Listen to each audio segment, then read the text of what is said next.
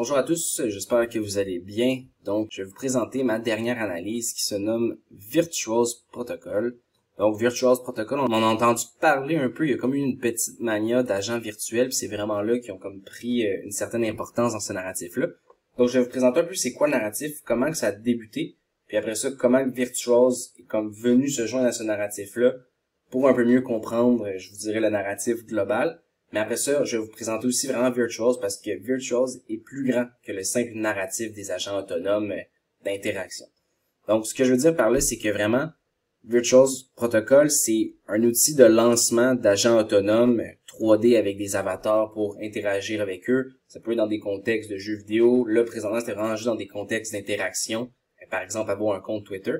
Puis juste pour que vraiment vous compreniez la base de ce narratif-là d'agents autonomes d'interaction.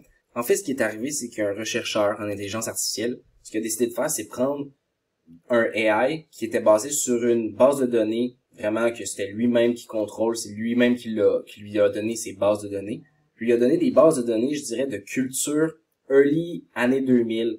Donc là, soudainement, le modèle de langage automatique a commencé à vraiment émettre des théories, des trucs que ça a vraiment capté l'attention, je dirais, de la scène meme des meme coins Web3.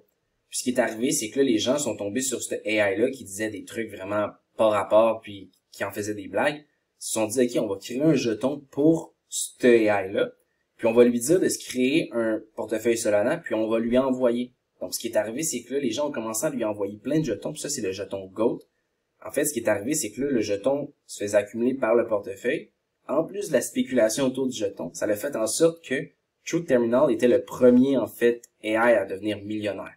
Donc là, ce concept-là a comme allumé une vague de gens qui se sont dit, des agents autonomes, tous les projets d'agents autonomes, ça va être intéressant parce que là, ils peuvent créer des agents qu'on peut interagir avec puis devenir millionnaires. Mais la réalité, c'est que c'est pas ça. C'est que c'est un concept que là, il commençait avec un meme, puis qu'après ça peut être appliqué ailleurs. Mais ce qui est intéressant, c'est de voir comment Virtuose se positionne un peu comme étant le pioche et pelle de ce narratif-là. Parce que les autres qui proposent, c'est simple. C'est une plateforme de lancement d'agents virtuels que les gens peuvent apporter leur propre base de données. Il y en a qui ont déjà des IP qui appellent, donc déjà des propriétés intellectuelles, dans le sens que, par exemple, certains de leurs modèles, ils ont déjà des personnages. Mais ce que je veux dire par là, c'est juste que eux, ils donnent la possibilité à n'importe qui, comme un peu pop.fun avec les meme coins. Mais là, c'est avec des agents autonomes. Tout le monde peut lancer son robot LLM. Puis là, c'est là que je veux mettre vraiment l'emphase sur robot LLM. C'est qu'on est là, on parle tout le temps d'agents autonomes, tu sais, les gens ont comme un peu boosté ce mot-là, je dirais, en Web3. Mais la réalité, là, c'est on parle avec un ChatGPT qui est entraîné avec une base de données qu'on décide ou qui va chercher certains types de données. Donc, en soi, il n'y a pas une évolution. La raison pourquoi c'est devenu fou, c'est vraiment à cause du côté meme, que là, c'était la première fois qu'un AI se créait un portefeuille crypto-monnaie puis qui pouvait faire, je reçois des crypto-monnaies puis qui interagissait avec ça. Mais en soi, ça ici, c'est une plateforme de lancement de avatars 3D, puis que selon eux, Virtual Protocol, c'est le futur des influenceurs, c'est le futur du gaming, d'avoir des NPC personnalisés qui vont être brandables puis revendables dans différents jeux. Donc, ce qu'il faut comprendre, c'est que Virtual est venu surfer un peu le narratif de ça. Mais en soi, Virtual Protocol est vraiment un projet qui développait une solution. Mais je dirais qu'ils sont beaucoup plus orientés vers le jeu vidéo parce que leur racine même, en fait, Virtual est un rebranding de PatDAO. Puis PatDAO, c'est un projet qui avait élevé 16 millions de dollars auprès d'une vente publique pour pouvoir investir dans des jeux blockchain. Ils ont réalisé que c'était peut-être pas autant le futur qu'ils croyaient au moment X qu'ils investissaient. Fait qu'ils ont décidé de se revirer à créer des solutions, je vous dirais, un peu plus utilisées par les jeux qui vont utiliser la blockchain. Donc, la création d'avatars autonomes qui fait des actions X, Y, Z. Mais là, comme j'essaie d'expliquer, c'est que on peut penser, par exemple, quand on parle d'agents virtuels, un peu ce qu'on voit avec ce qu'ASI essaie de développer, les robots que, par exemple, Elon Musk développe.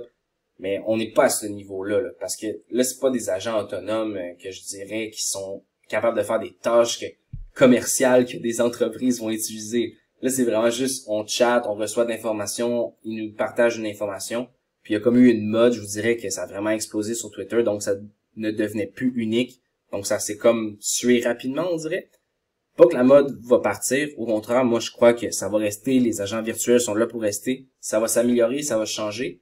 Mais en soi, je pense pas que ça soit fini pour Virtual. Mais ici, il faut comprendre que le pump est probablement plus lié à l'effet collatéral du fait qu'eux, ils permettent la création d'agents autonomes que vraiment leur mission primaire qui était la création d'agents autonomes pour être influenceur, pour le gaming. Tu sais, c'est un peu, c'est parallèle. Donc, c'est vraiment intéressant de voir que ça fonctionne, qu'ils ont bien réussi. Je pense un élément que je voulais vous montrer, c'est un peu quand on va sur l'application, ben, on réalise que c'est des trucs qui sont à la fin vraiment très très très spéculatifs. Par exemple, ici, on a un jeton d'un agent AI, puis ça, ce qu'il faut comprendre, c'est que les jetons d'agent AI, pour pouvoir créer un agent AI, il nous faut des jetons virtuals. Donc, le jeton, au moins, est toujours utilisé dans l'écosystème. Ça crée une certaine pression de demande, donc c'est quand même bien. Mais ce que je veux venir vous dire ici, c'est que comme vous voyez, c'est vraiment spéculatif, c'est encore une fois beaucoup dirigé par l'argent à faire. Donc, les gens ont vu que Goat a fait de l'argent, donc les gens veulent recréer ça avec différentes manières, puis là, ils s'essayent. Après ça, est-ce que tous les robots sont pas bons? Ben, je pense que tous les robots ne sont pas créés égales. Comme par exemple, AXXBT est très intéressant à voir aller. Par exemple, si on vient sur son Twitter, lui, en fait, ce qu'il fait, c'est qu'il va chercher plein de données que sur Twitter, dans les discussions, dans les commentaires, puis il fait un peu un conseiller financier en fonction de ce que Twitter retire. Donc, des fois, ça fait du sens, des fois, ça fait pas de sens. Mais tout ça pour vous dire que c'est un concept qui est quand même intéressant. Puis pour moi, c'est que, vous voyez, on a pu en créer, comme des meme coins, les gens ont pu en créer à la tonne là, sur Pop.fun. Est-ce qu'après ça, tous sont bons? Est-ce qu'après ça, tous sont mauvais? Ça veut pas dire. En fait, ils sont tous pas créés d'une manière égale, puis ça dépend vraiment après ça de l'utilité ou comment que la personne qui l'a créé l'utilisait. Mais en soi, je pense que c'est un domaine qui est quand même intéressant à aller observer et à comprendre. Mais je pense qu'il faut pas oublier, c'est très très très spéculatif. Puis ça a été surtout basé sur une expérience qui a créé un hype. Donc moi, souvent, ce que j'ai tendance à dire, c'est si c'est un narratif, parce qu'il faut comprendre que l'agent autonome, comme ça, c'est genre un sous-narratif de l'agent autonome AI, plus quasiment plus de l'agent autonome meme ou comme avatar interaction. Si c'est quelque chose qui vous intéresse, ben il y en a d'autres concepts de pelle et pioche sur différents réseaux comme Top Hat, puis Agent AI, donc AI Fun sur Base. Donc, ce qu'il faut comprendre, c'est que c'est un narratif dans un narratif, comme, puis moi, personnellement, je trouve que c'est quand même risqué parce que ce volet-là du narratif est beaucoup plus basé sur une mode et un hype que vraiment de l'avancée d'utilisation commerciale, comme qu'on peut voir, par exemple, sur ASI ou d'autres projets vraiment d'intelligence artificielle plus sérieux. Après ça, faut pas vous mépriser mes mots. Ça se peut que des avancées qu'ils vont faire sur Virtuals va vraiment apporter une certaine, quand je peux dire avancée, puis ça, j'ai aucun doute.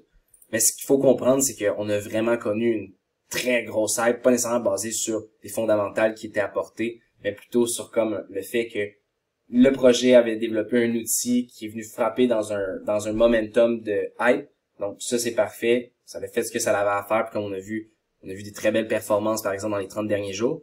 Mais ce que je veux juste mentionner ici, c'est plus, si vous êtes intéressé à ce type de narratif-là, juste comprendre la distinction entre les vrais agents autonomes, puis l'utilisation, je dirais, commerciale, ou plus l'utilisation ludique, que on le sait. Faut pas sous-estimer l'utilisation ludique parce qu'on l'a vu avec les meme coins, donc c'est vraiment pas ça que je veux insinuer. Mais je vais juste dire que, en soi, tu sais, c'est un projet qui présente des bons fondamentaux, bonne utilisation du jeton au sein de son écosystème. Après ça, c'est sûr qu'il faut comprendre que, par exemple, l'équipe qui est derrière ça, est-ce que c'est l'équipe la plus sérieuse, la plus talentueuse? C'est des gens qui ont du skin in the game dans le Web 3, mais ils ont eu du skin in the game à ne pas réussir. Donc, faut voir comment on se positionne. Mais je crois que se sont bien repositionnés. Tu sais, ils ont pas changé d'industrie, ils sont restés dans le gaming, mais ils ont juste changé leur approche. Puis ça, je crois que ça a été une bonne solution pour eux. Mais en soi, ce que je peux dire, c'est que, comme vous voyez, on a eu un très gros pump. On vient de voir un peu une correction récente. Sur les agents, il y a eu des très grosses corrections. Donc, si jamais c'était quelque chose qui les intéressait, ben, c'est sûr que ça peut être toujours de quoi à étudier. Et moi, ce que je vous dirais, c'est on va rester dans le narratif pioche et pelle, parce que là, quand on tombe dans les agents, on tombe vraiment dans une autre zone de risque. Puis il faut surtout comprendre ce marché-là, qui, comme je dis, qui est comme un sous-narratif.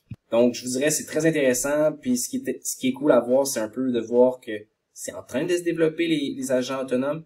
Puis je pense que ça, c'est vraiment un peu la phase très très très early, quasiment la genèse des agents autonomes. Mais je crois que qu'est-ce qui va arriver pour la suite des choses dans le monde des agents autonomes va être très très très intéressant. Puis en fait, comme je vous dis, on est probablement en train d'assister à la genèse de ce narratif-là. Donc, c'est à suivre. Puis je crois que c'est un bon projet, mais présentement, vous avez vu, très risqué à cause du pump récent. et surtout c'est un pump qui est basé sur le hype. Donc c'est pour ça que je resterai prudent, mais c'est peut-être pour ça aussi que des fois, je parlais tantôt de Top Hat et Agent Fun, des fois ça peut être intéressant parce que souvent les corrections vont frapper plus fort dans ces projets-là puisque c'est comme des copies, mais après ça, lorsque le narratif reprend, ça peut reprendre encore plus fort. Donc je vous dirais des fois d'aller voir les bêtas, de voir les leaders, de comparer aux autres, ça peut toujours être une bonne option. Mais vraiment, comme je dis, c'est un peu un sous-narratif dans un narratif. Il comporte, je dirais, son propre lot de risques et sa compréhension de marché. Donc, vraiment, soyez prudents si vous vous aventurez là-dedans, mais c'est vraiment un domaine en pleine évolution. Donc, c'est très intéressant à voir aller. Donc, sur ce, je vous dis à très bientôt.